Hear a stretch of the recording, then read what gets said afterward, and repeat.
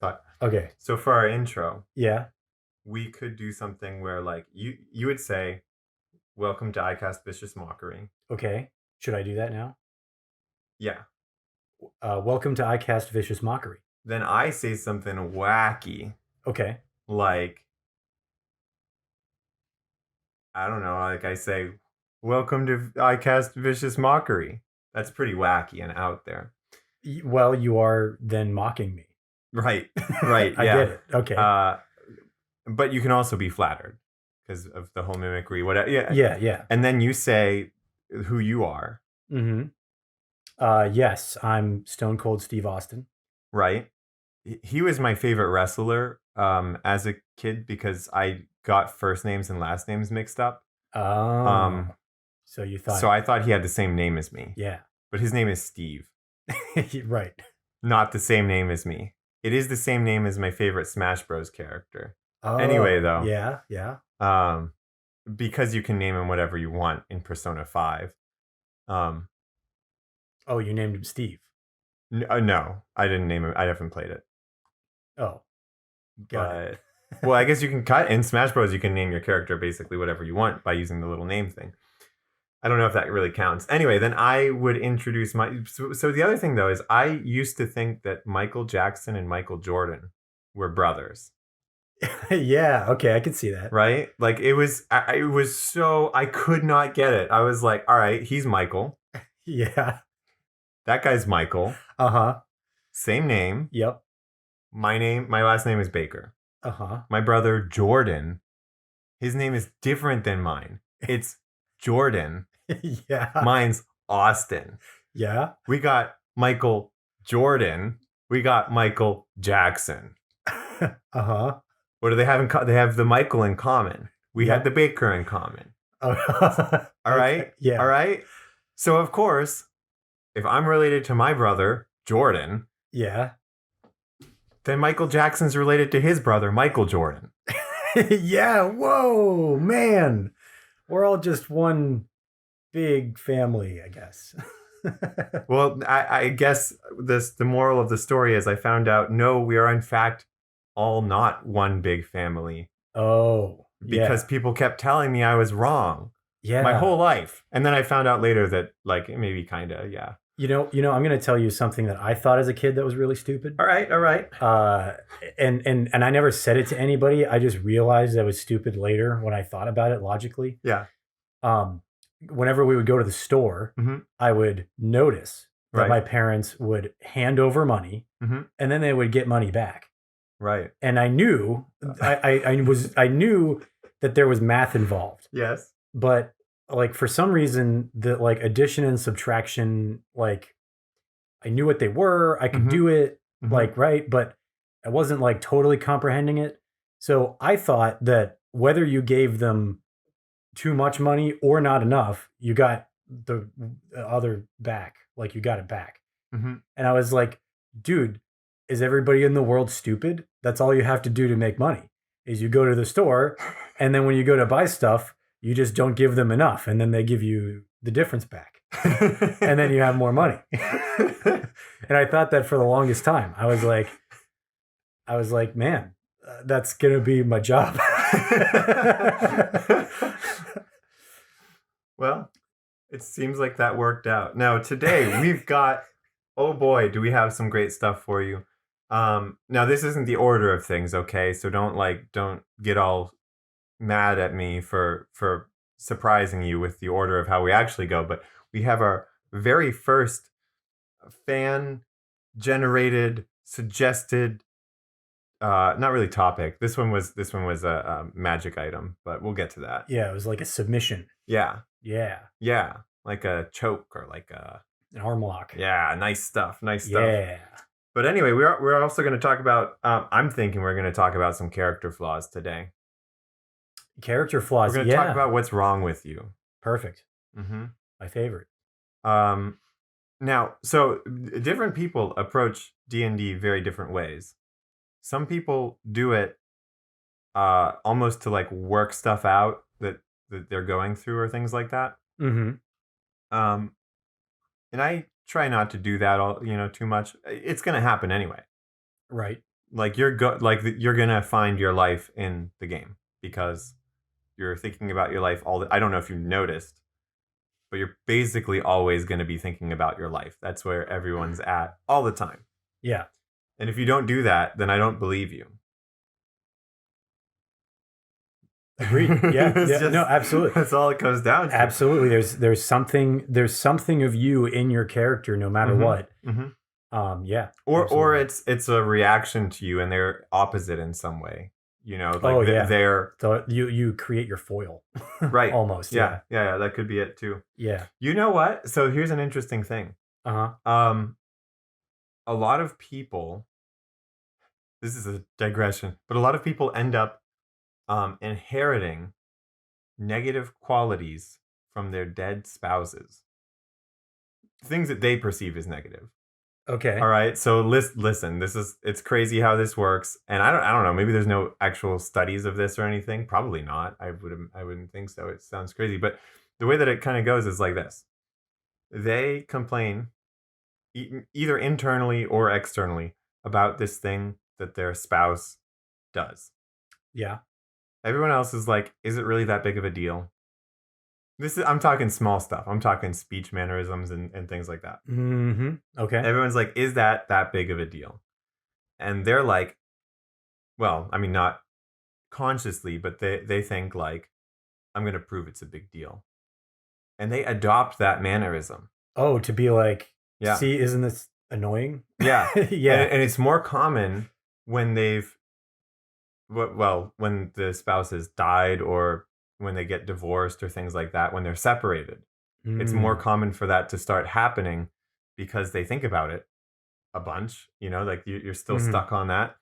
And then there's no proof. You can't point to that person and be like, listen to how annoying this thing is that they do when they eat. So you do it. And that you get the validation from other people being like, that's really annoying. And then you're like, yes, I was right. I'm annoying. Yes, it is annoying. I knew it all this time. So that's not a D&D character flaw. That's not the kind of thing we're going to be talking about. Yeah, chewing with your mouth open is not a compelling D&D flaw. No. Not at all. We're going to talk about like what when you play a character, they could be perfect. They could do everything just right. But then you as the player will mess up. Let's take some pressure off of you. All right? Let's let the character mess some stuff up for themselves here. Yeah. Right? Yeah. So what I think, though, is it's a good idea if your character has some kind of problem, whether it's a problem in combat or with speech or with whatever, you should try to handle it mechanically if you can. Especially if you're not that good at role playing. If you're new to role playing, you should assume that you're not that good at it yet, because in the heat of the moment, you'll default to how you are, right? And your character will act like you. Yeah. Okay. Yeah. So if you want your character to be more like them, it's nice to have mechanics in place for controlling how they operate. My character in your campaign, Liam, feels very differently about sleep to me. Well, not exactly. We feel similarly. I wish I didn't have to sleep. I wish I didn't have to. Yeah. Because I'd rather just do stuff all the time. But I do have to sleep. And I think it's important that I get enough sleep. Yeah. Liam does not think that. Clearly. Yeah. He does not even believe he really has to sleep.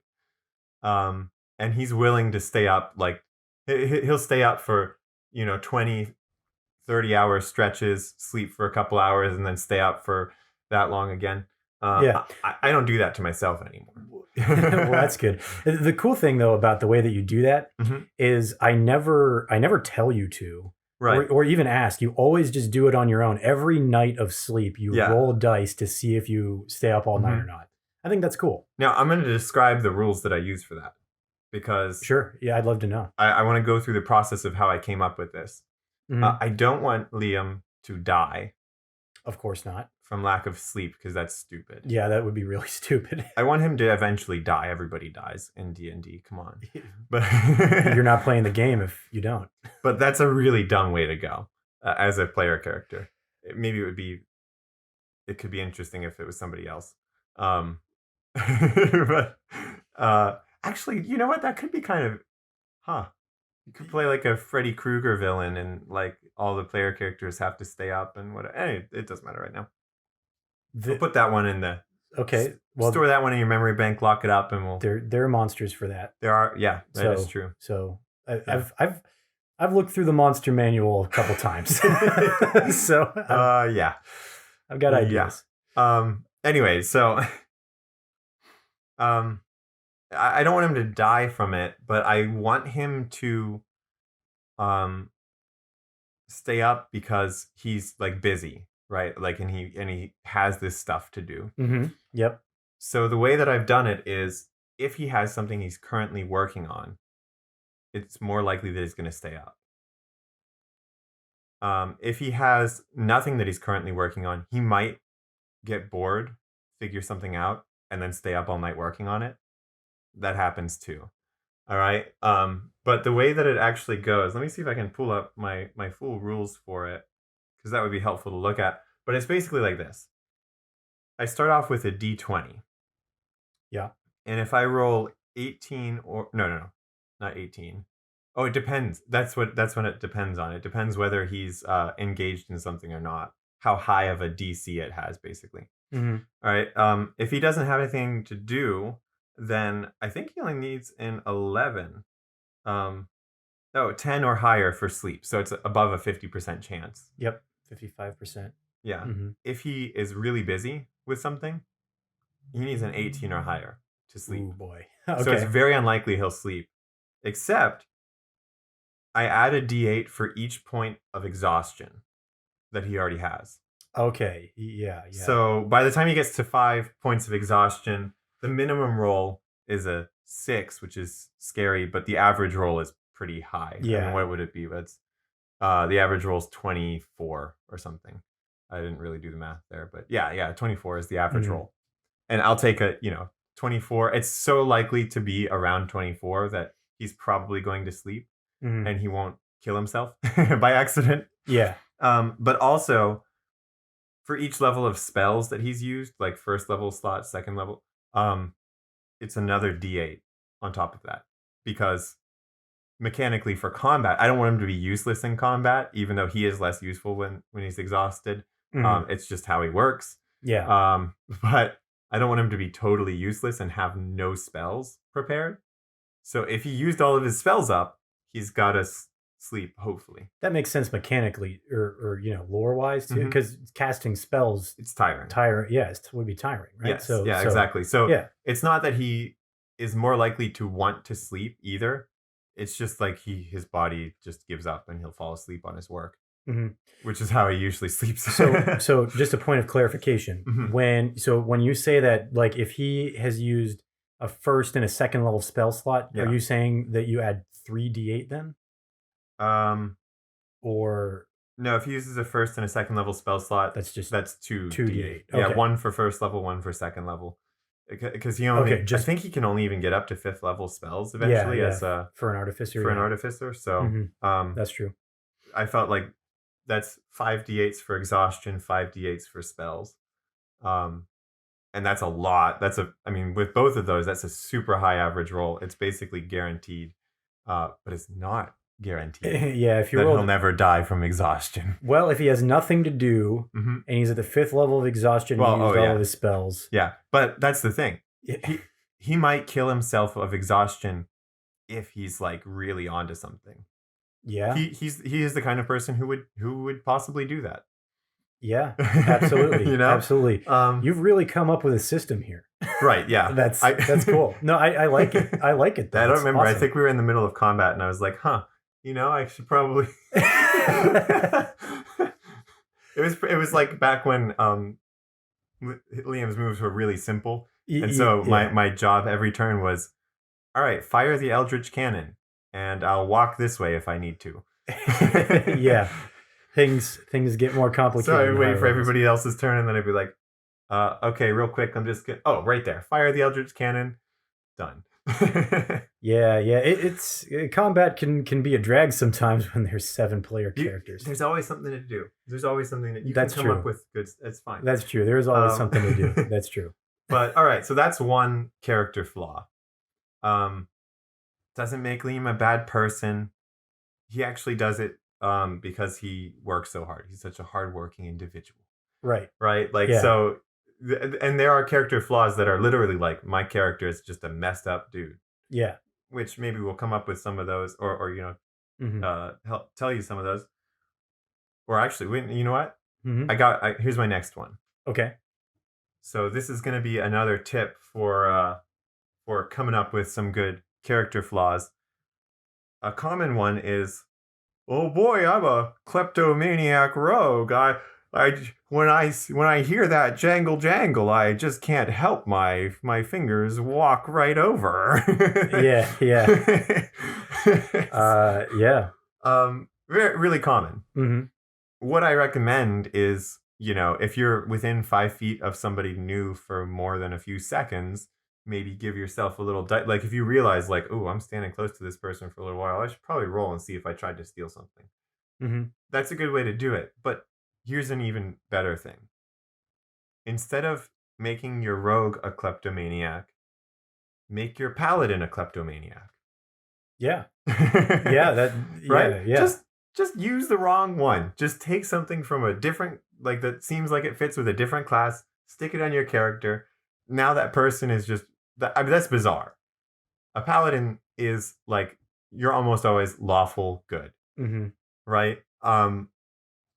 They shouldn't want to steal stuff from people. You got like a real weird person now. Yeah. And it's just from, I chose paladin and I chose that they're going to steal stuff from people. Mm-hmm. Yeah. That's great. It is. That's great. It's a good one. I like that a lot.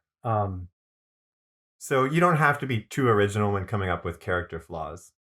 There are ones in the player's guide and stuff. Yeah. That they don't really tell you how you should do it. Like you could role play it. You could do it with dice rolls. You could. What's another way of doing it? Are there other ways of doing stuff in D&D?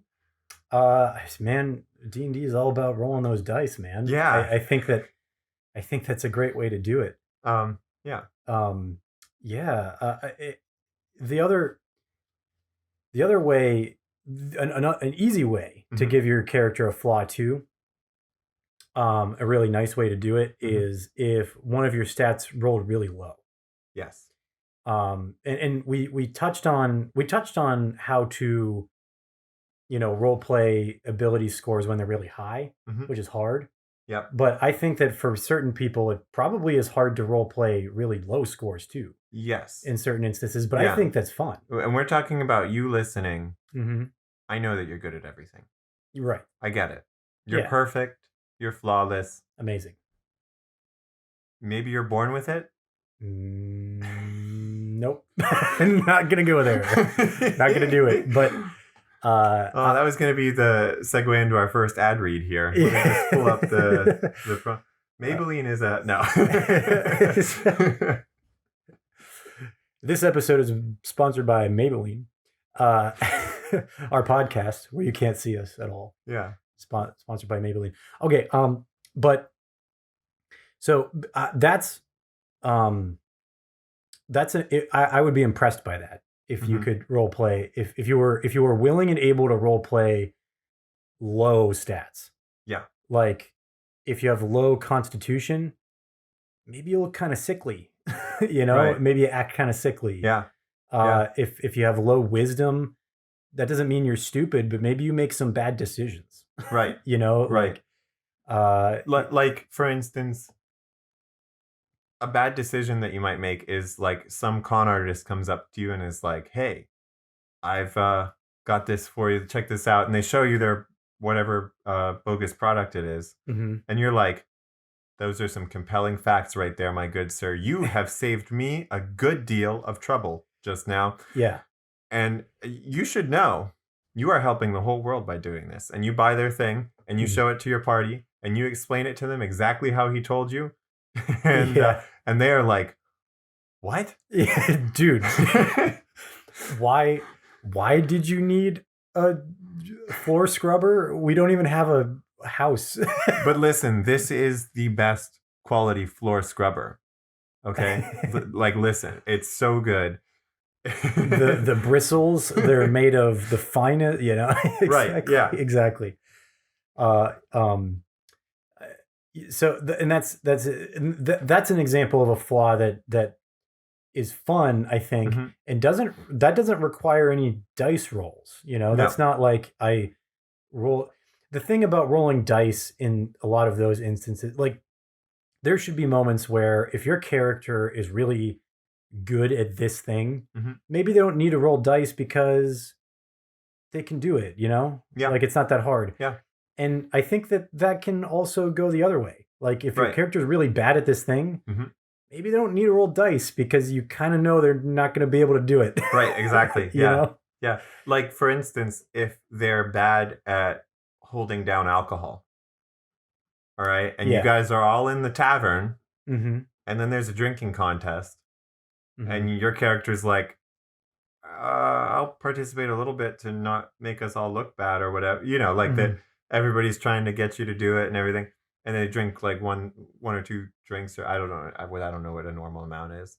I've never had anything, but they're drinking just a little bit, and then they're like, One drink in, I'm yeah. I'm done, guy. And then they're Yeah. throwing up all over the place. Yeah. They're poisoned for the next day. Right? Like they get the status ailment and they're just real messed up, real bad. Yeah, they I get to could wear see that being the case. wear sunglasses Yeah. all day, They all have- day the next if day. they don't wear sunglasses, then yeah, they They have sunlight sensitivity. yeah, They yeah. can't, they have disadvantage on attack rolls. They have to wear a hood. That's what it is. Yeah. Well, you Like, can do sunglasses. Yeah, It depends on the campaign. it does. It depends on your setting. Yeah. Yeah. This is cool. This is fun. I really liked what you were saying about mixing up the flaws, like Mhm. giving your character a flaw that would make sense maybe with a different class. Because I Yeah. think I'm just very interested in your paladin kleptomaniac idea. It's like really cool to me. Right. Yeah. Um, Or you could give yourself a bard who thinks they're the toughest and will fist fight anybody who challenges them. right, Which, exactly. like everybody's like, oh, that's a fighter or a berserker, but No, could be a bard. yeah, There are rock stars who, like, yeah. Oh yeah, like a rock right? star. Like, Yeah, they're like, oi, what you say about me, mom? yeah. Run over at you. I could definitely see that happening. Yeah, Right? Like yeah. it. Um, I think that makes them feel like a real person. Like because if your flaws line up perfectly with who you are, um, that's not super realistic. Maybe and actually, it kind of makes less sense. right. Like 'Cause- a kleptomaniac becoming a thief. Yeah. I don't know, man. Don't mix business with pleasure. You know? Yeah. Yeah. That doesn't necessarily mean that that's what they do. Yeah.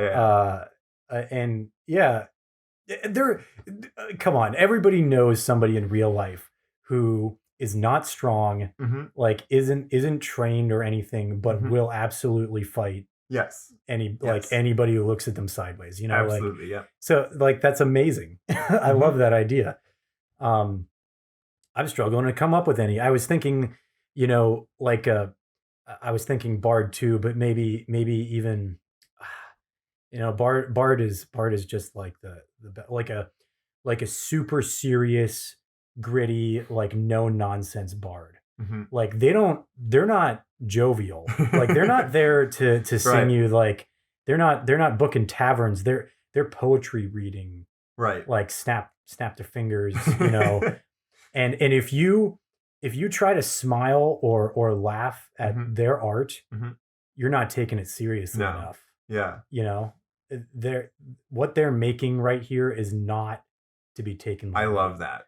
That's so good. Like I could imagine them reading like the what's it, the Vogons. I think it's the Vogons in Hitchhiker's Guide to the Galaxy. I know that you don't know, but the poetry of I'm or Vogon. Have you? I'm like I'm passively familiar with Okay. that. It's the like the nonsense. Yes. Yeah, Yes. yeah. So I could imagine that character Uh-huh. reading that or reciting it, I guess at Mhm. least, and the other people are just like, oh, like in combat, Yeah, right? yeah, Like, yeah, and then one of the enemies is like, what the heck? yeah, yeah. What Are you guys hearing this?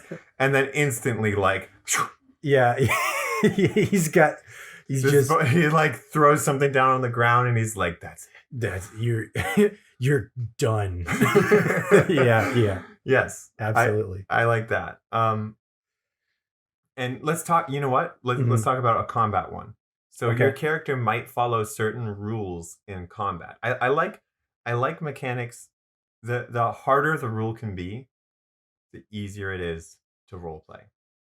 Like Okay. the more firm and well defined it is, the easier it will be for you to role play as something that you're getting into, Mhm. right? Like, because if you have a really nuanced character flaw, it's a lot of decisions.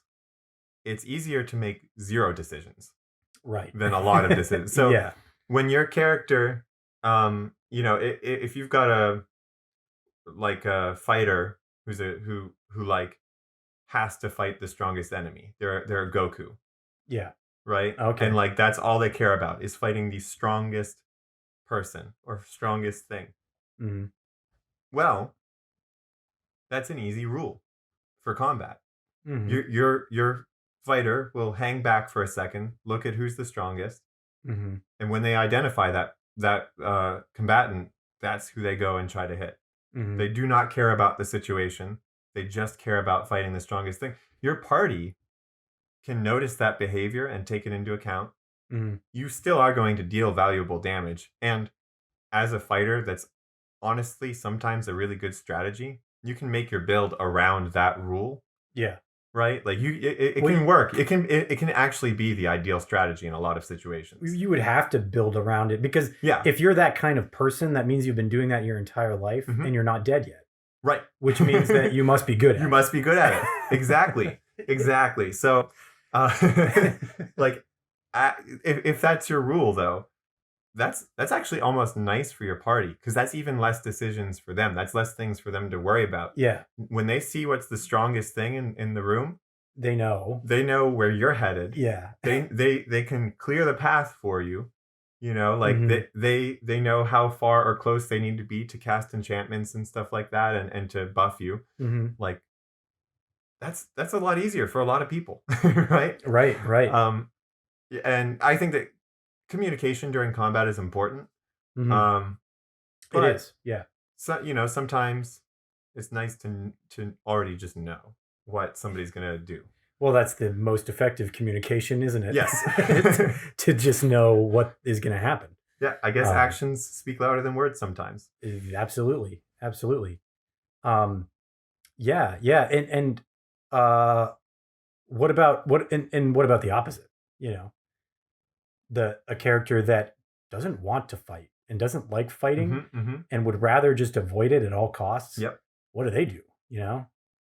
I mean, Yeah, well, so you exactly. could tell I guess as a party member Hmm. what they're going to be doing is they're going to avoid direct physical contact with enemy creatures, Hmm. right? So they're going to stay out of the way. Hmm.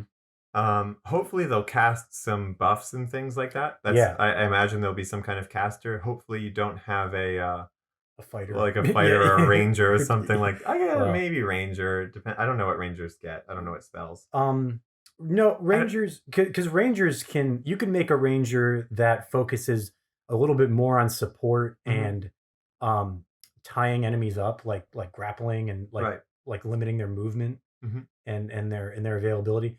You could probably make a ranger. It would be a little weird though, because rangers are generally like thought of as they like hunt, Yeah. like creatures. Yes. You Yes. know, so Well, maybe their whole deal is like if they kill it, they have to eat it. Or yeah, like they don't. It's not sport. Right. It's a real like a Native American type feel, Like they have and to like use every part of it. And and so if they kill a dragon, like they're yeah, about to go Kobayashi on that thing. Like yeah. Or they will not kill a humanoid, maybe. right. Like that's murder, right? Yes. Like and that they don't want to do that. Right. Um, man, that's really interesting. Because a lot, like so often Hmm. when you play D&D, it's like, okay, you do this thing and you kill the monsters. Hmm. Like the DM throws stuff in front of you and you kill it, right?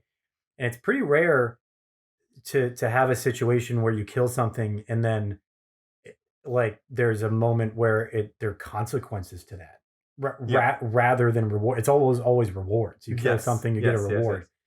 Um, it would be really, I think it would be really interesting in a certain campaign to have a character where like if you killed a humanoid, like an intelligent creature like that, Hmm. that they would be like, guys, what we just did was really bad. Yeah. Like that was murder. Like Yeah. Like if that's what this is gonna be, like then I'm yeah, out of here. yeah, I'm out. Like I'm not gonna do this anymore. you know, Right. Man, that's so cool. Yeah. That would be so interesting. That could actually be a really cool character moment Yeah, because yeah.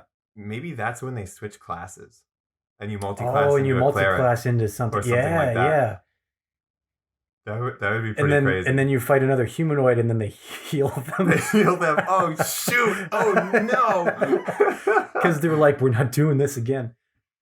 Yeah, But maybe that will start like actually resolving some conflicts that way too. They'll heal yeah, them, and then the other person will be like, "Wait, what'd you just do? yeah. What'd you just do to me?" You just help me out? What? Right? Like Yeah, yeah. that could be really interesting. Yeah. Oh man, that's drawn so many lines. Like, where do you draw the line?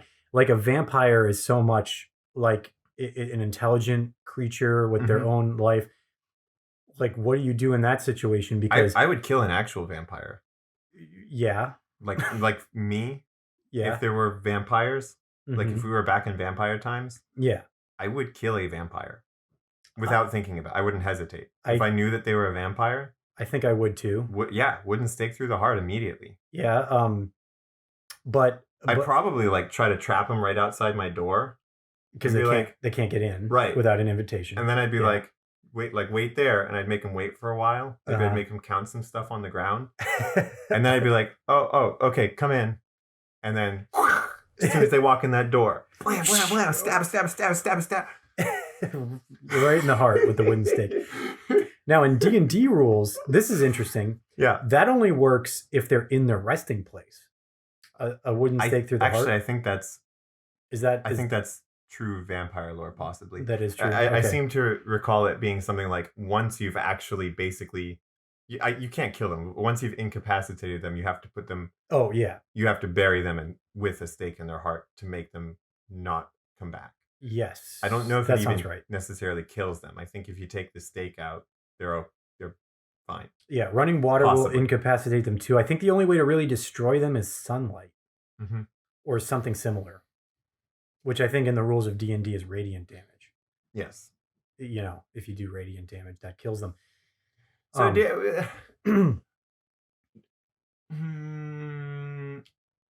Actually, why do vampires get hurt by sunlight? Is it like ultraviolet radiation?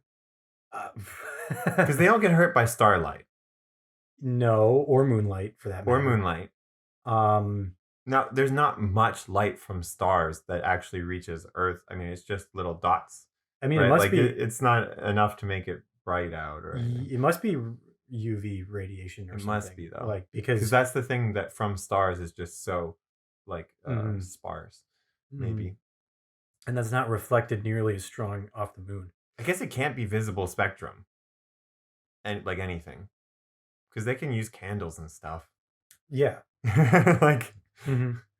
they have eyeballs. yeah. Yeah. They can see. Looking at stuff doesn't hurt them. Right. That's right. true. Okay. It could be infrared though too. But yeah. then Possibly. you could just microwave them to kill them. Does your D&D campaign setting have microwaves? If so, there you go. Yeah. That's And what you if do with the not, vampires. invent them. Yeah, Because like we know how they work, so your character could theoretically come up with he it. could figure it out. Yeah.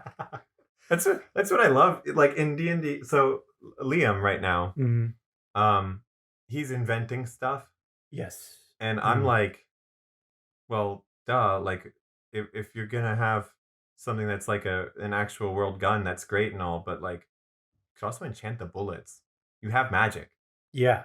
Like in the real world, we don't have enchanted bullets. We have some different types, but Mhm. you basically just get the regular. I mean, hollow points and stuff, those exist, but Incendiary rounds, right. stuff like that. But But mostly they're just pieces of metal. right, yeah. flying If out, you yeah. could have a magical one, that would probably sell pretty well. Yeah. It probably would. Hey, if you shoot this, instead of killing them, it encases them in ice. Yep. It's like, yeah, I think that people would buy that. Yeah. So, Absolutely. but also like coming up with stuff like he came up with a design for a grenade because I was like, I came up with an idea for a grenade and I was like, all right, I'll tell Liam how I did it over time. Yeah, and he made it. Yeah. Yeah. You finished that, right? I think so. Yeah, he has a functioning one. But he doesn't have any explosive compounds in it. It's empty. Yeah, currently the he did send flask. What is it? There's a magic item that you guys have now that can make oil. So there you go. Yeah, I think what I would do, actually though, it's got like a flint in it. It's just like a flintlock grenade. Or it can. That's one of the options. The other option that I think is really fun is that it can have a solid in the middle, in one layer, and then around it, there's a liquid. So I could do like a fluoride water explosion, or that sort of thing. Okay. So it all just makes a frag grenade because the whole point is that the shrapnel kills stuff, but and not fluoride though, because that's not a strong enough one. Cesium? I think cesium really reacts to water. So if he gets his hands on some cesium, you're gonna have to go back to Sententia, man. That's where pretty much I think all we are at some point. You don't have to. Well, it's he might not be making them all himself.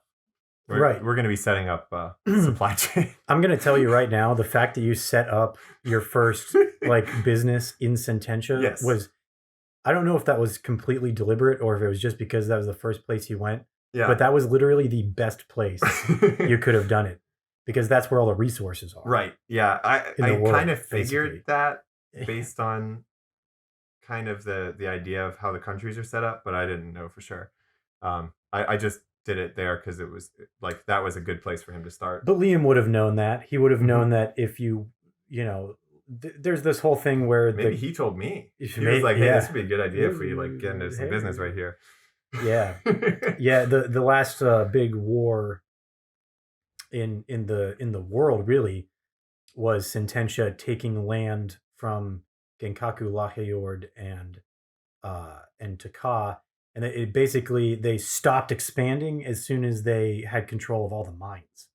So they basically control anything that comes out of the ground. Gold, silver, platinum, iron, gems. Yeah. It all comes from there now. So that's like the place to be to set that kind of stuff up. But that's something Liam would know. Yes. So that's why I'm bringing it up. Because I never really talked about that before, but yeah, that's really interesting. I sort of derailed that a little bit, but that is fine. And you know what? I have more to say about character flaws. Absolutely, but not today. Yeah, this one's all right. Yeah, this one's going a little long, and we still have yet to get to right. Yeah. I think we're gonna mull this over a little bit. I'm gonna come up with some really good character flaws for the next time. Some really fun combos of character flaw and class, some stuff like that. Yeah, I'll think of some too then. We'll get some good ideas coming your way. All right, but because some of that stuff was just off the top of my head a little bit too. Yeah. But some of this stuff I've planned out. Now we got to get some homebrew. Ooh, you guys ready for that homebrew? This is like my favorite part. It's bubbling up. It really is. Now we've got our first viewer submission here. All right, we've got a homebrew item. Now, all right, listen. It's a boomerang. Boomerangs are underrepresented in D&D. They exist. There is one item called boomerang. You can get a boomerang +1. Yeah, that's true. I think you might even be able to get a +3 boomerang. Yes, you can. Because you could get a +3 anything. Yep. Exactly. So, yes, I stand by my point that boomerangs are underrepresented in D&D. You're right. If a weapon was invented in Australia, okay, it's going to be a good weapon. Yeah, there's a lot of stuff. It's a dangerous place that kills you. So they need to have effective weapons. Like, listen, boomerangs. I don't sleep on boomerangs, okay? But they suck in D&D. And I think do they? You're probably right. So listen, a boomerang is a simple thrown weapon. Yes. If you're proficient in javelin, you're automatically proficient in boomerangs. That's kind of nice. Yeah. That's good. The range is 60, 120. So, 60. That's pretty far. 60, it's a good range. Yeah. And based on real life boomerangs, that's not even that far. Huh. I mean, there are real boomerangs that, well, if you're going to practice with a boomerang, you need a football field sized space or bigger. Wow. Sometimes. Yeah, you can throw them like 150 yards sometimes. And for people who don't know how many feet 150 yards is, it's like a gajillion feet. Yeah, like you can't even fathom. And in meters, 150 yards is like 47.3364217.536 meters. Something like that. What? No, I just made it up. I was going to say, you made that number up because a meter is just a little bit less than a yard. Yeah, I just, I don't know. It's fine. Anyway. But anyway, so you can throw them really far, but not in D&D. We should probably buff that. But okay. They do 1d4 damage. Really? That's it? That's it. Bludgeoning, I'm sure. Bludgeoning. They do return to your hand if they miss, which is nice for a thrown weapon. Like a javelin isn't coming back if you throw it and you miss. If you miss, it sticks in the ground or falls on the ground where you threw it. Which actually, that could be a fun obstacle. Like you throw it and it just sticks by the enemy's feet, and then like you keep doing that, and now they're on like this tough terrain, and they're like, "Oh shoot, I didn't even realize!" My God, I'm gonna trip over all these sticks. Got these. Hey, come here, pick up your sticks off the ground. Yeah. But so 1d4 damage is all it really does. That's fine. This item, it's a magical boomerang. Okay. Yeah. But it's a different type of magic than other boomerangs you might have heard of. All right. This ain't your daddy's +1 boomerang. Got it. Right. Because it is a banana boomerang. That's genius. Like after hearing the banana phone idea, they were like, I'm inspired. And I agree. Because listen. If your boomerang flops on the ground, the enemy can pick it up and throw it back at you. All right? Okay. But your banana boomerang, it takes damage when it hits the enemy. Yeah. The same as a regular banana, which I think might have 2 hit points. Probably. But 2 hit points. I know it sounds crazy. 2 hit points is more than like a cat in D&D. A cat has 1. Okay, listen though. A bottle has 2 hit points. Does it? Yes. Oh. All right. Well. Now it has no armor class, right? So you're going to hit the banana, but if you just drop it on the ground, it doesn't die. Right, because you don't take damage from less than 10 feet. Yeah. And like you can bruise a banana, I guess. So maybe that's what the thinking is. So anyway, it's got either 1 or 2 hit points. Sure.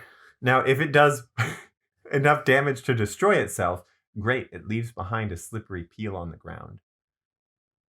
Oh man, you're Yes! creating some difficult Genius! terrain. Difficult terrain. And they yeah. can't pick up, like, if they could pick up the peel and throw it at you, but they're gonna waste their action. Yeah, that's it's a waste of a turn, buddy. It's not gonna go very far.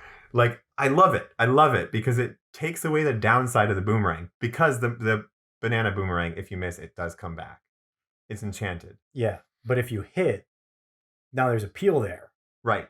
Can it be eaten like a regular banana? Yes. Okay. Now I found some other banana items. More So banana I'm gonna items. put some of those in front of you right now. Mm-hmm. Someone online, I'll put it in the credits when I find it again. A banana grenade. It does 1d8 damage in some kind of area when it's used, when it's thrown. Mm-hmm.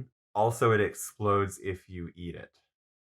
That's not quite as good because I Well, like you peel it. That's like pulling a pin. Yeah. And then when you when you eat it, I think that's what it is. I think when you peel it, it pulls the pin. I don't remember right. Man, that's just like JoJo's Bizarre Adventure. It probably is that. Is there a banana gun in that too? Because there's in spoilers for JoJo Part 5, Golden Wind. Yeah, there's like a mobster dude, and his stand is that he can turn stuff into living. Like, he can turn inanimate objects into living objects. So he turns a gun into a banana, and then the guy like peels the banana and goes to eat it, and then he turns it back into a gun right as he's about to eat it, and so he blows his own brains out. Huh. Which is weird that he pulled the trigger after it turned back into a gun. Yeah, I don't know. That's kind of dumb. I wouldn't have done that if I were him. I don't know. Listen, JoJo, your character is kind of dumb. It makes sense in context. It doesn't really make sense in context, but nothing in JoJo's makes sense anyway, so it doesn't matter. Yeah. I digress. That's fine. That's a good digression because actually, Banana Gun was the next. Oh, banana. Okay, well there you go. I mean, it works like a standard like pistol, I think, basically. But it takes an insight check of, or maybe just a wisdom. I forget what it was. Insight check of like 13. So you could tell, if you're pretty insightful, that it's a weapon. But the average Joe just looks like a banana. Now, I think any banana-based item has to be edible. So that grenade, throw it out, man. No, yeah. Throw it out. I agree. There has to be a way to eat it. Now, can it explode when eaten? I love that. Yes. That's good. But maybe if you open it from the other end, it does not explode. That's what I'm thinking. Or if you open it the right way. The monkey way. Yeah. Yeah, from the middle. Oh, from the middle. Yeah, that's how I do it. I just rip the banana in half, and then I eat one half, and then I eat the other half. Both. I got you. I eat both halves. The whole banana. Right. Got it. All right. So what you got? Any good home brews? I do. Brewing up in your home? Here, let me pull one. I'll pull one as well. This is a cool one. It's a legendary sword. Okay. And it's called, it really, I think it should be an artifact because of what it does. But what it does is just so interesting from a story standpoint. I'm a sucker for that. So it's called Nameless. Reddit user Richie Rich 62. All right. So it says this sword is an enigma, unknown to any historian or scholar. It cannot be identified except via the spell Legend Lore, which is a pretty high level spell. And nobody ever gets that spell. Because why would you? Why would you? Yeah, exactly. Unless there's tons of artifacts floating around, in which case maybe it would be important. Yeah. It's just it's a beautiful looking blade. It looks flawless. It's clearly magical. When you attune to it, you hear a poem, which I think is a nice touch. Yeah. I'll read the poem. Okay. To wield me is to be forgotten, nameless, blameless in the minds of men. To hold me is to be made legend, peerless deeds, yet unwritten by pen. Interesting. Okay. Let me see if I can figure out where this is going. Okay. When you use the sword, Uh-huh. everyone forgets what happened as long as the sword is out of its sheath. Almost. Oh, You're really on the right track there, though. All right. You're really on the right track. When you attune to the blade, Mhm. no creature will ever be able to remember your name Oh. ever again. Oh. They don't know who you are. Right. They don't know your name. Mm-hmm. Additionally, any writing about you, fictional or non-fictional, that like references you, talks about you at all, Mm-hmm. ceases to exist completely after 24 hours. It just goes away. Whoa. Okay. Uh-huh. Even when you unattune from the weapon, you're still affected by the curse.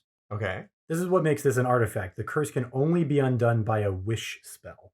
Okay. So this is high level stuff That's here. yep. So, but you get a +3 bonus to attack and damage. Mm-hmm. Your Constitution score increases by 2, up to a maximum of 24. Mm-hmm. And once per long rest, you can cast Modify Memory at 9th level, DC 20. Ooh. On a creature within range.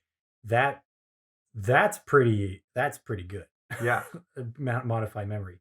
So basically, it's a sword that controls lore itself. You know, you become like a hero of legend that nobody will ever be able to know.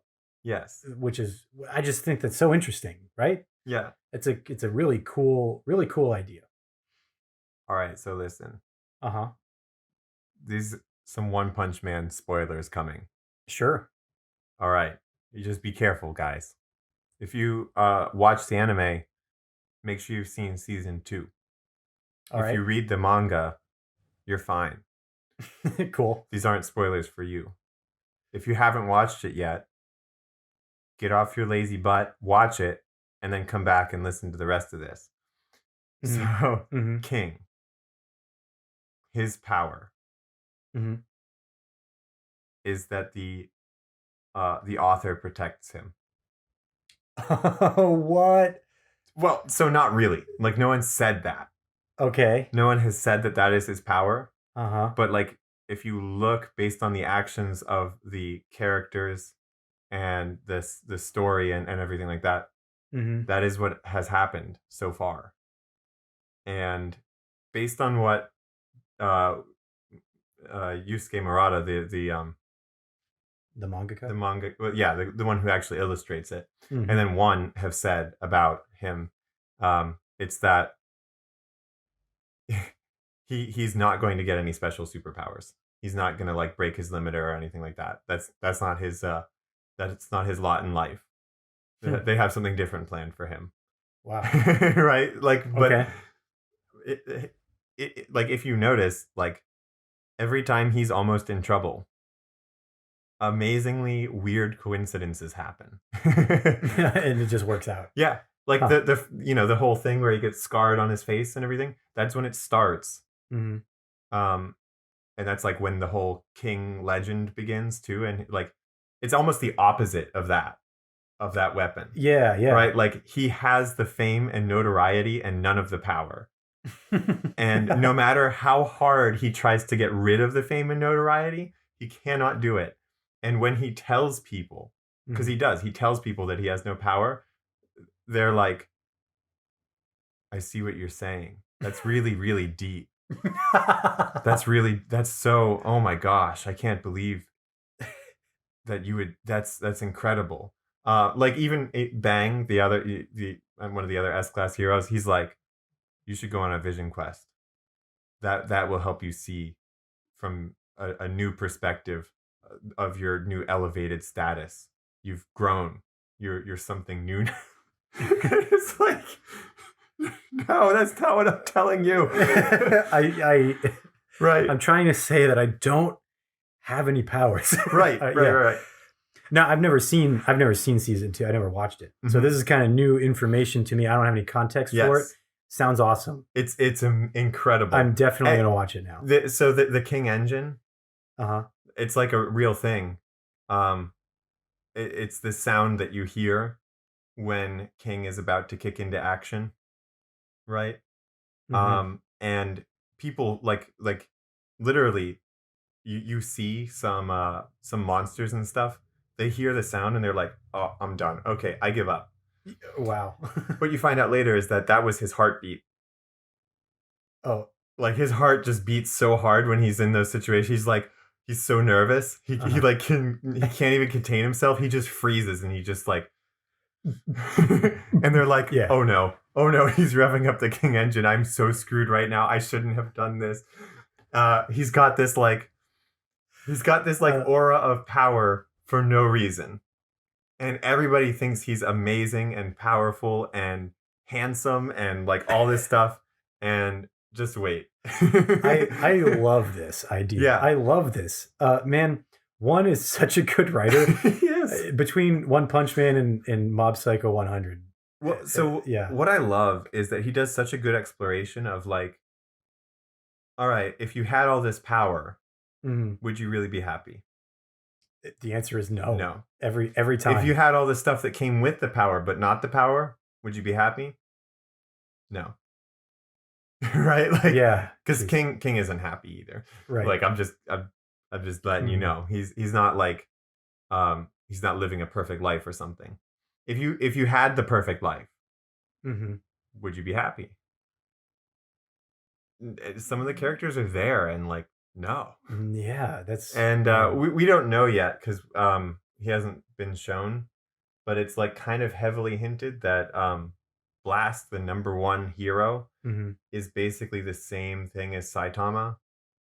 Oh, really? Like Yeah. he gets no pleasure out of anything Oh, no, well, or no, you not mean? that. Just like the same type of power as him, Oh, like okay. just that ridiculous level of power. Mhm. Um, but I'm guessing that means he's going to be the person who has everything. And based on his actions so far, I don't think he's happy either, right? Yeah. Like I think there's something else that you need to do if you're going to be happy. It's not all about fame and power and status and money and all that kind of stuff. Yeah, man. Writing like that is just so cool. I don't know. I think that kind of stuff, like this item, Uh-huh. the name, I like it as the nameless blade or something like that. I mean, Yeah. it's just called nameless. That's the name of it. But Yeah. I, any name for it is unnecessary. Actually, I guess Yeah. when you're using it in a campaign, Uh-huh. um, that's such a great item because it gives people a chance to like see how that would play out. Whoa, that's really cool. Mhm. Yeah. Yeah, absolutely. Like, would your character be fine with it? Maybe they would. Yeah. Some people would. They'd be like, "Yeah, I that's what I wanted."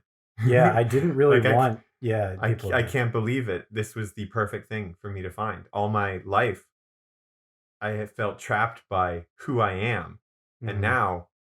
now that no one knows who I am, and no one ever will, I'm free. Wow. That would be a great item to give to a character who is like the son or daughter of a famous hero. Hmm. Like they got all the training and they're really good at what they do, but they can't get out from underneath the Yeah, shadow. Like everywhere they go, everybody's always like, "Oh, you're so and so's son. Oh, that's so yeah, cool. You're there." And then they get this blade and they're like, "Finally, yep. I'm out of that." And then maybe they find out in a monkey's paw fashion that That's oh, things were nice in that shadow. It yeah. kept the sun off of me, Yeah, and exactly. Yeah. Yeah, I didn't have to like want anything because I could stay at an inn and they didn't charge me. But right, yeah, now people spit on me like in like I'm a nobody. yeah, Yeah, yeah, yeah. I exactly. don't know how you buy items when like no one can realize that like who you like. Yeah, like who But are like you? Yeah. they'll be talk like I want to. Okay, let's role play that right now. We'll Okay. try it. All All right. right. Sure. So I'm walking up to you, Hmm. the shopkeeper. Okay. We'll say at like I don't know. Let's go with like you're a weaponsmith. Okay. All right. Ting, I'm coming ting, up to collect ting. some ammunition. All right, for a crossbow or something cool. Sure. All right, so I can I introduce my? Do I know my name? It says, let's look at the verbiage Okay. just to be sure. It's based on the way it says, no creature can remember your name. That includes me, That means you too. right? Yeah, so you don't even know what your name is. Yeah, so I'll walk up and I will say, "Hello, am looking for some. I don't want to say I require. Now that sounds like I can't tell you my name and I require this of you. That's a little too much. All right, so hey, I'm looking for some crossbow ammunition. What kind of things do you have? Well, I got yeah, I got a couple of bolts down here. Well, that went well. Who are you? Oh shoot. Okay, I'll get back in character. Um, I don't even know what to say to that. Give me a minute. I have to practice this. If I had that item, it would take me a while to figure out what I'm supposed to say to who I am. And That would be such an identity crisis. you know what I would do? What? I I would put my hand on the sword and be like, I'd like tap on it and be like, it doesn't matter. All right. So that's one way to play it off. So that would be a character who's maybe cool with it, who's like, no, this is good. I like this. Yeah.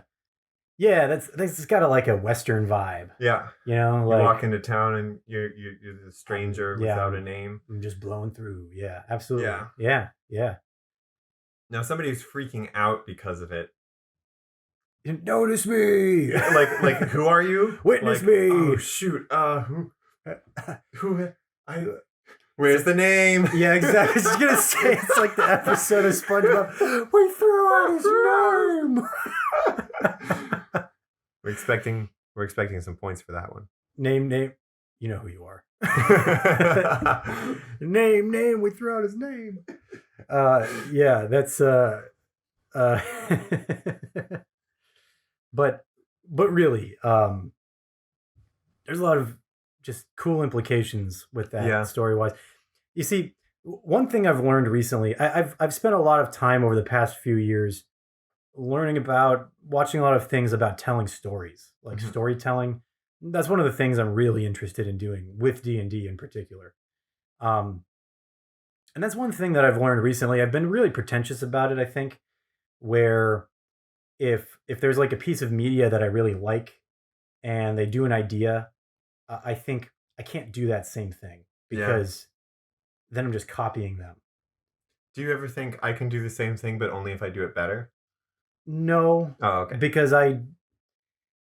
if I think I can do it better, then it's not good enough. That's true. It wouldn't catch your attention. Yeah, exactly. You know. Yeah. In fact, it would probably stick out as something that wasn't very good. Right. Exactly. I wouldn't want. No, it's because it's almost the opposite. Mm-hmm. It's like I can't do this better. I don't think. Right. So I'm not going to do it at all. Yeah. But what I'm realizing now is that it doesn't matter if it wasn't my idea. Yeah. Like the reason why it was so interesting to me was because the premise itself was interesting. Right. And engaging. Right. You know, like I've been so focused on the method of telling the story that I'm leaving out the details that really make stories interesting too. You know what I mean? Like, and I'm talking even like broad strokes. I'm like saying, as soon as I realized that I was basically sending you guys on like a MacGuffin hunt, I was like, crap, that's like a trope that's played to death. That's stupid now. I wish I hadn't done that. But no, that's just a plot device. Like that's not the part of the story that you guys aren't engaged in, the fact that you have to go find a bunch of things. Yeah, and it's common because it works. Right, exactly. It exactly. It's actually, I should say it's common because it can work. And it has worked very well sometimes. Yeah. Exactly. And so people are going to copy it. Exactly. And I thought it was a nice change of pace from like the BBEG, you know, like Mm-hmm. What which which probably will come eventually in the campaign, but Yeah. the first half of this campaign isn't about here's a bad guy that we need to band together and fight. Right. This is about a bunch of individual people who all have their own motivations and have been told, if you complete this task for me, you will get what you want. Right. That's what this is about right now. I think that actually that was enough for me because I really wanted to do something that was a little different. Mm-hmm. I think that for a Dungeons and Dragons campaign, that's a little different. Yes. you Yeah. know, you Yeah. know. I agree with that. But anyway, A lot of the time, it isn't really that much about what the characters want. that's true. I would say in most campaigns, it's about saving the world Yeah, from some evil. right. Hmm. Your character might not want that. Yeah, or They probably do because they live in the world, and if the exactly. evil is big enough, It's the Guardians of the Galaxy thing. yeah, Why do you care so much about saving the galaxy? Because I'm one of the idiots who lives in it. One of those situations. But but I think that I think that it's a nice. I think it's a nice change of pace a little bit. I mean, most of the people who are playing, well, I don't know. A lot of the people who are playing don't have a ton of D&D experience anyway. Mhm. So I guess they can't really be tired of the D&D tropes. yeah, yeah, But but I think that it was a double-edged sword because giving everybody else separate motivations like that, I think inadvertently is making it so that they're they have no reason to work together. yes, yes. Which is like Liam in particular has been like, nah, let's just abandon that person. So like sometimes he'll kind of Oh, in the party, feel yeah, that way. Yeah, yeah. yeah, He'll just be like, they're they're in my way now, or they are, creating an obstacle for us. Let's just ditch them. right. And only if they've been proven to be more useful than harmful will he be like, oh, we should probably pick them up real quick. Hmm. Um, which, and even that is debatable, Yeah, I mean, right? But like, who who's really been useful so far to that effect, like right? individually, like as a group, everybody's overcome the obstacles so far, but Yeah, individually, yeah. hard to say. Nobody's really had a standout moment where they've been clearly like really Marty useful. has. Well, yeah, that's true. That Marty has. and what I'm talking about is the what was that thing in the cave?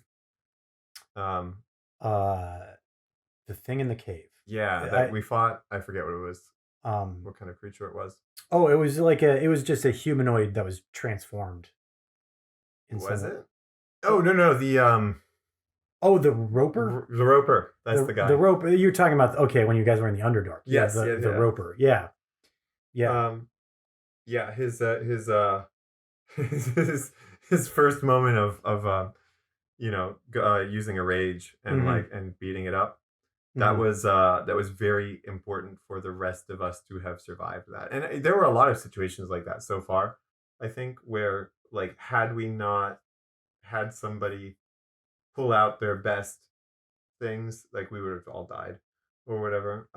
Yeah, yeah. And yeah, I think so. Actually, yeah, a lot of the characters have been useful. Um, so I guess what Liam is judging them on is like if he thinks they'll be useful in the future. Um, That is something he would think of yes. for sure. Yeah. And so that's what he's looking at. And for at this point, really everybody in the party has found their way for him to be like, all right, you're at least useful for me in the immediate future. Like they're all gonna he's gonna stick with all of them for at least until this whole crystal thing is done. Yeah. Yeah. We got to Um, get these because gems. they're gonna help him get there faster and take care of any problems and all that kind of stuff. So now it's not as much of an issue as it was like earlier, like level 2 and 3, when he was like, actually, I could probably figure this out on my own. I don't know if I need to go on this whole thing. Yeah. Yeah. I thought you were just going to give it to me right now, but since you're not, might just leave, do it Mhm. myself. Yeah. And that's the thing about the character, and we've talked before about how you've based your character off a real life person. Mhm. Um, you know, them from the past, like Yeah. they're still alive. And now he has shown strong loyalty, but with the things that he does, he looks for he ruthlessly looks for the best people for it. And he Yeah. will not settle for someone who isn't pulling their weight. Yeah, that makes sense. That makes sense. Yeah, maybe that's the direction you could take. That is, you've switched to recruiting these people, because at this point, everybody in the party is starting to show, just by leveling up. I mean, Mhm. that they are more capable than the average person. Yeah, by they're, far. they're becoming special at Yes, this point. yes. They're like a level. What are we, 5? Yeah, Level 5 character Mhm. is already like, wow, Yeah, that's really something. Yeah. Like a highly trained professional wizard might be who like doesn't go on a crazy adventure. They might be like level 5. Mhm. You know, they might be like they could be a little higher, but you don't see many level 20s walking around No, in that's everyday not. Yeah, life. that's not a normal thing, right? And you don't see many level 10s in a lifetime. Mhm. You probably what would you say in your setting? Well, What would you say? this is a high magic setting. Yeah. So, How many level 10s do I expect to see in my life as a regular person? well, EC was a level 10 Okay. wizard. Hmm. So the magic shop owner was, Yeah. yeah. So, um, So that's good. So that for you maybe is the base point there. Like somebody who's a professional that's at this high. stuff. Yeah, that's highly trained professional. Yeah. And there She is, did go on a sort of quest. She did. Yeah, exactly. So she's like she's seen the world. she's done the work. Mm-hmm. She's like, I mean, if you look at like a real life analog, Mm-hmm. she's equivalent to somebody who goes around the world learning languages. She's like that level of like if you look at a polyglot who can speak 20 languages, Mm-hmm. that's like EC's level of experience with magic. Well, she went under like a mentorship, Right. basically, is what it Yeah. was for her, right? So for maybe another example would be like she'd be well, I don't want to, she's not your like handyman who will paint your walls for you. She's like not quite Raphael, right? Okay, Like yeah. she's not quite there maybe, Okay, but I see she's what you're more saying. like she can make it look real good. She'll do some fancy stuff. Yeah, Right. yeah, exactly. It's like, uh, she gave you guys a discount Mm-hmm. on all of your magic. Well, you didn't buy anything from her after No, you made I friends with her. I didn't, don't but think I didn't need to. a couple of characters did. It was separate. Mm-hmm. They wanted to do it. They just didn't want to take up campaign time. Mm-hmm. So we did it separately. But yeah, so she gave you guys a discount, very generous, because her magic items are of high quality, and she definitely has a markup for the average person. Yes. So her stuff isn't cheap, but it works. Right. And like it's good stuff. Yeah. So yeah, exactly. She's a magic item artist. So in an average person's life, would Mhm. they see somebody who's level 20? In an average person's life, no. Yeah. How You guys have met a level 20 character, yes. that was Ludo. Yep. Yeah. Yep. Acacious I Ludo. got, like as soon as I saw him, like just based on the way that you described his mannerisms and stuff, I was like, this guy is level 20. We can't. Yeah. If his guards leave the room, we cannot do anything. We are screwed. Yeah. Like never mind fighting them and him. This guy's got us. Because you guys were level 3, right? Yeah, something like that. Like if he decided that he didn't like us, the campaign was over. Mm-hmm. But to give you some perspective, because he's the Caesar, like he's the king, right? Yes. That's not how it is. That's not necessarily how it has to be. Mm-hmm. But although Kuvari too, probably the mm-hmm. Khan might be level 20. Yeah, it's possible. Like, I'm not saying he has to be, but I'm saying he might be. He could be. Yeah, exactly. So that's level 20 is they run things. Yes. Like those are the level 20 Yes. characters. So you will meet probably your party will meet some level Probably 20s. all of them. Probably all of them. Yeah. You guys are going to be pretty heavily involved, I think, in the politics of the world Right. at some point. Yes. Right now, not so much. I really had you guys brought to Acacius Ludo because I made a bunch of them and I wanted to introduce you guys to one. Yes. Because I thought they were cool. Yeah. So I love what's his name? Arctis, whatever. He's from the normal settings for D&D. Like you'll see him in all sorts of Arctis Cinder, that guy. He's like a wandering hero who like you might just run into him in some places. Cool. Yeah. I love that. That's so cool. Yeah. That to me, that's maybe the biggest thing missing from a lot of video games is that there's not like this chance to like just, oops, I ran into, oh, was it the strongest person in the universe? Oh, okay. Right. Oh, hey there. Didn't expect to see you here today in this forest. What you looking for? And they like are on some kind of their own quest. They're on their own thing. Well, that's actually the purpose behind that other adventuring party that I created. I literally was like, I want to just create some people that they'll just run into sometimes. Yeah. And you guys already have. Just two of them, but still, If you want a video game that gives you that feeling pretty well, you would look at Xenoblade Chronicles. Yeah, I've heard. Xenoblade X does it the best, in my opinion. Does that one particular thing. Because at a certain point, you can basically walk anywhere in the world, and you'll find super bosses who like you cannot handle. You'll just run into them and be like, shoot, and then they kill you. Yeah, better get out of here. Yeah. Yeah, but and that's super fun. Like you don't run into them playing through the story like a normal person, but I can't do that. If I can explore, I'm gonna try to go to the places where I'm not supposed to go. Yeah, like, that's part of the fun. Clearly, I shouldn't be able to walk up that. I'm gonna try. Yeah, that's what made Breath of the Wild so cool. Yeah. Because if you were like, I want to go there, pretty much you always could.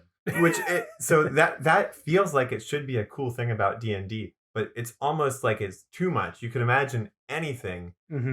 So like you need to limit your options more, because otherwise you'll just wander around fighting like the same monsters over and over for months. That's another nice thing about the MacGuffins. Right. Is that it gives you somewhere to go. Yes. Specifically. So you're not just like, all right, cool. Exactly. Because if I had just been like, all right, play the game. Right.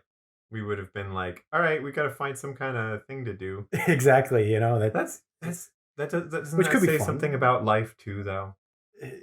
The whole world is pretty big, and you can do whatever you want in it. Essentially, you could decide that you're going to do this thing or that thing. That's true. But yeah, that's too much, and you need to find some kind of purpose in it. It's like the Subway cheese problem. You know what I mean? Yeah. Because seriously though, given too many options, people will just shut down and they won't make any. Yep. Subway used to have all those cheeses, like a bunch of different kinds of cheese, and then they found through like just research or like just paying attention that people would stand in line when they got to like their cheese options, and they would just stand there for like minutes and like just not know what to pick. So they got rid of a bunch of cheese options, and Subway's like approval from the general public went up by a lot. Yeah. Because they had fewer options and it was easier to pick. Right. How crazy is that? People are weird, man. You would think. Yeah, you would. Because in Breath of the Wild, that is the thing that gets me so excited. I'm like, I could just go in any direction, climb up anything I want, and kill some stuff, and do a little adventure. Yeah. Find some cool treasure, get some, complete some shrines and all that stuff. Yeah. And in real life, no. But actually, yes, as well. Like I do enjoy that. For my honeymoon, I went to Japan. Yeah. And my God, I could just walk around in Tokyo or Kyoto or Osaka I'm sure aimlessly for for hours. for days, For probably. well, Yeah, yeah. yeah, And I would be entertained the entire time. absolutely. I'm going someday, man. I'm Oh, telling yeah, you yeah, for sure. absolutely. I gotta. But so I had the same thing in Rome too. Oh yeah. At one point Hmm. I like missed a bus and it was like the only one. Uh-huh. So I had to walk for like 45 minutes to the next place. Uh-huh. It was great. Yeah, that It sounds was awesome. great. Like I had no clue where I was. I mean, I had a map and I could use GPS too, Hmm. but like so I knew where I was, but I had never been in that part of the city before. Hmm. And I just like walked around and it was like amazing. It was rainy. It was cold. Yeah, It was uncomfortable weather and it was so fun. when I was a teenager, and I had the opportunity to go to China, right? Mhm. Mhm. That was one of my favorite parts because we're teenagers, right? We're Right. in high school. Right. They can't let, and you were in high school when you went to Rome, I think, right? Or no, that College. was in college. Mhm. Okay, so we weren't like we had supervision, right? Right. I couldn't just walk around. We had but there was one I city was that alone at that part in Rome. yeah, I yeah, was supposed to meet up with everybody and I was like, yeah. I'm gonna be late. Whoops. Yeah. um, we had a lot of rules. Like we were allowed to walk around in our hotels freely, Mhm. but we had to be with another person. I actually got in trouble because I forgot that we were Mhm. supposed to be with another person, and my roommate had left to go like with some other people. Like some other people came by our hotel room and picked him up, and I was like, "Oh yeah, I'll be back. I'll be down in a little bit." And then I think my contact fell out and I had to put it back in or something. Mhm. Then I like went back down there later by myself. I had forgotten the rule, and one of the chaperones was there, and they were like, "Oh, who'd you come down with?" And I was like, "Ah, man," and I was like, "I'm sorry, I forgot. I didn't come down here with anybody. It was just me." And I got like written up for that. And I was like, "You can cut me some slack." But there was one place where I think it was called Wujin.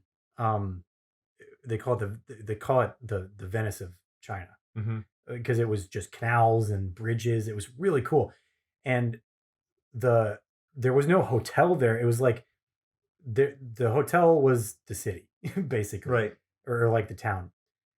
And that was one place where we were specifically told we could go out at night and we could go anywhere, Mhm. do anything. That was so cool. Right. That was so cool to just walk around and just like there's just people everywhere and like they were all speaking Chinese and like I don't know Chinese. Yeah. Uh, I uh, wonder how you give that sensation in D&D. That that would be so interesting. Right? Like you can just walk around in the city and just enjoy it. Like the what was that last city we were in where Ka lived and all that stuff? Kakuban. Kakuban. So Yeah, Kakuban didn't seem like a nice place to walk around in for some half parts of it, half half of of the it. city, yeah. Yeah, yeah. Other parts seemed like they'd be fine, but I just don't know how to enjoy it. I think that that's mostly on me as the DM, Yeah, it's I mean it's tough. Like but it could because it could go either way. And maybe it comes down to some campaigns will have visuals and stuff. yeah. And so if you're a talented person at making that, or not talented, but skilled at making visuals that are exciting Hmm. and that kind of thing, imaginative, then So one way that I've been trying to be better at that, because I mhm, can feel that too, right, that I'm like, I have this idea of these places, but I don't know how to convey it, yeah, right? Like what kind of place is this? Uh, so what I've been, so that's why I started really pushing to have music. right, And that's also why I want to be doing these as soon as we can. I want to start doing our campaigns in person again yes, because I think that that's the best way to paint the picture. hmm, Like we've all got to be in the room, the music's going, then I think I could really paint a picture for you guys. yeah. Um, I guess part of it too is with like an objective, like Liam. I don't know if Liam would care about that stuff. he is the kind of person who you could drag him out for a night on the town and he'd have a great time, Mm-hmm. but you'd be dragging him, You'd be dragging him, yeah, yeah, right? Like he so maybe that's what my I guess yeah, my problem is, my obstacle is with enjoying those sorts of things. yeah. And I guess that's how you overcome it, is you have somebody who is interested in that. But I don't know if anybody in our party is. I think Dissol would be, but I feel like Yeah, there are certain things that Dissel, like I feel like he could be yeah, attracted to do. he's done the most of that stuff. Mhm. He a lot of the stuff that you guys don't really know about because he did I it can't know. I can't. he did it by himself. Well, I'm not going to go into detail, Yeah. but you do know that he learned how to play an instrument Right. while you guys were separated Yeah. and like stuff like that. So, but that's just how Paul likes to play too. Right. Um, I feel like a lot of the players are very um, hesitant to do anything because Mhm. they feel like they'll mess it up. That's true too. Which Yeah. I don't know how to tell them that they can't really mess it up.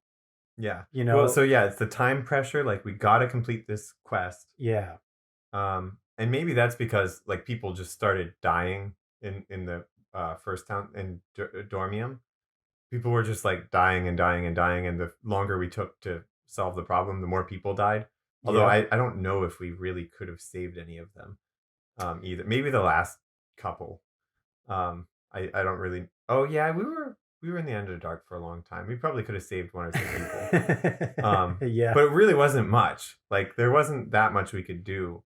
We just kind of contained the problem and then stopped it before it spread further than that one town. Hmm. But so I get why might feel time pressure with the objectives that we have, because like, well, if you have an objective, you should try to do it. I guess that's how side quests came into being with video game RPGs. Um, you just have some character who comes up to you and is like, "Hey, how about you do this thing real quick?" Hmm. So you just have to have some person run up and be like, "Hey, come on with me. We're going to the festival." Because that Tupkala worked great. Like, Yeah. yeah, that kind of thing is pretty compelling. Yeah. Because it does. Every time you go off the track, Hmm. it creates a really good story.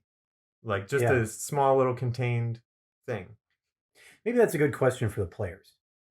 What is the moment of the campaign so far that sticks out in your brain the most? Like what do you remember Hmm. about it so far? I think a lot of people would say that a Tube Kala, the festival. Yeah. Post in the comments what kind of moments you remember from your campaigns. I mean, Yeah, obviously, there could be a bunch there, so I don't know. You don't have to post all of them. Just maybe if you can categorize them too, top though. top That'd be awesome. top 25 maybe. Top 25. All right, so limit yourself to 25. Yeah. But also, like, what I mean by categorize is, say, this kind of moment is what stands out for me. Oh yeah, yeah. Like yeah. Like the parties, Right. like Why are we having a party in D&D? I don't know, but it was awesome. yeah, but it was cool. Yeah, exactly, exactly. Yeah, but I think it's probably good to wrap it up there. Yep, let's do it. All right. Until I didn't come up with an idea for how we should end it, by the way. I don't really know. Like, I didn't have any sort of plan, like I did for the intro. I thought that went pretty well. okay, well, let's just